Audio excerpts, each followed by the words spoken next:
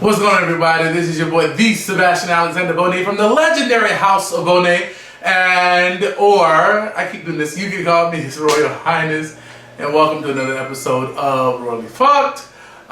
So, real quick, I just want to talk about First Lady Melania Trump. So, it is right after she went off on television giving her speech. There's a couple of things that I am going to mention and be done with. So, let me make this perfectly clear. I don't subscribe to the RNC by any means, you know what I'm saying? But I give credit where credit is due.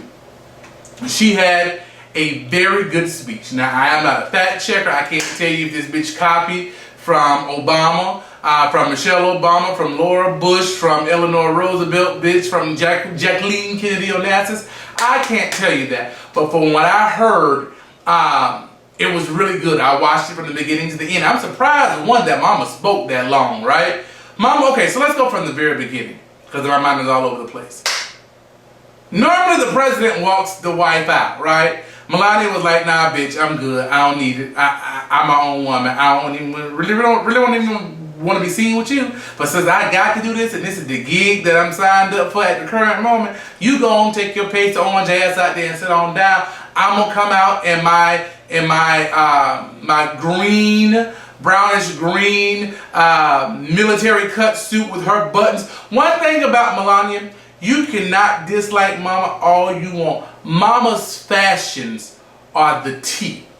Mama's fashions revels. Jacqueline Kennedy Onassis, Michelle Obama, those are kind of the two progressive first ladies that didn't always do the Pentecostal skirt and covered up to here and ruffles and bows and shit.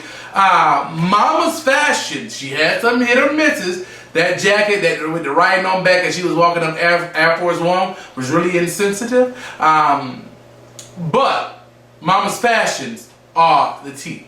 Mama walked out on her own accord, coming out into the Rose Garden that she just changed. Now, I have a problem about Mama changing the Rose Garden because from the articles that I read,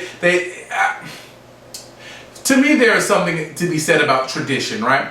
And from the article that I read a couple of days ago about the revamping of the Rose Garden, a lot of those, that was Eleanor Roosevelt's Rose Garden. So a lot of those are, I think it's called the Eleanor Roosevelt Rose Garden. But anyway, a lot of the rose bushes were planted from Eleanor Roosevelt, and those crabapple trees that lined that part of the White House were there dating back, who was it? Dating back to, who was it dating back to? I can't remember. I'm having a brain fart. But long story short, the shit been there for decades, right? And so Mama took all that shit out and revamped it. Now, part of me says, okay, as a first lady, you have the right to do this because this is a part of your wheelhouse as far as first lady. But there's another part of me that says, this is tradition. This has been here. There is something that every first lady has done that had brought to it. Like they added their own little whatnot to it. But to completely throw all that shit away and bring in all your shit, I'm just like, I'm hoping that the greenery, or not the greenery, but I guess the lawn people, whatever you call those people, they didn't cut them down. They dug them up from the root and maybe took them somewhere else. So when Jill Biden comes in, she can bring that shit right back to where it was. So I'm hoping they didn't destroy those things, but they have been refurbished somewhere else on the lawns of the White House or the National Mall or whatnot. I really enjoyed her. Well, first off, baby, I need to get you to know what you speaking at, what you looking at. Because Mama was literally, Mama was talking just like this. She's telling everybody everything and was going here. And then when she said, then the bitch came here. And I'm just like, she's going, you know, I thank my fellow Americans and I want you to know that I am here for you. Thank you to all the frontline workers. I appreciate you for everything that you have done. You have been amazing. To all the mothers out there, know that my heart is with you. And I'm just like, well, bitch, the camera right here. Right there. So I know you have the prompt is here and here, but any good public speaker knows, and maybe it's just me, any good public speaker knows you look over to get what you need and then you come back. because that is to literally jog your memory. Most of the speeches either you have written them or your person has written them, but you've gone over them a couple of times, so you have the gist of the speech, right? So you look over, you read a couple of lines, because the prompter only goes as fast as you're talking, right? So that ain't like the bitch is just going. So you say what you need to say, you look over, get the next couple of lines to jog your memory, you come back to the camera and say what you need to say, and then you look back over and get what you need, and then you come back to the camera. But Mama was here. She was here. Real here. Then she went here. She went here. They didn't tell her, baby, look at the light, Carol Ann.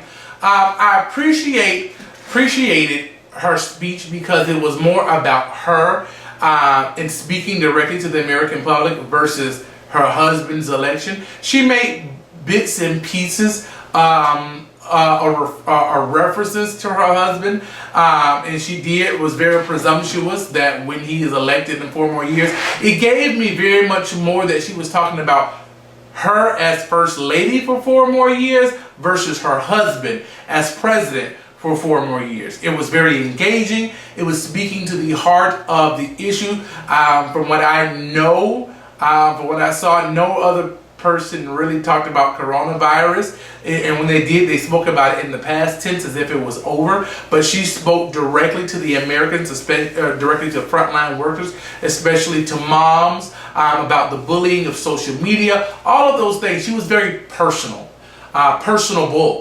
And so I appreciate her speech because it was very heartfelt. It was very heartfelt. I still don't want that bitch, and I'm saying that bitch, not her, but her husband to win. That's not what I'm saying by any means. But what I am saying, I give credit where credit is due.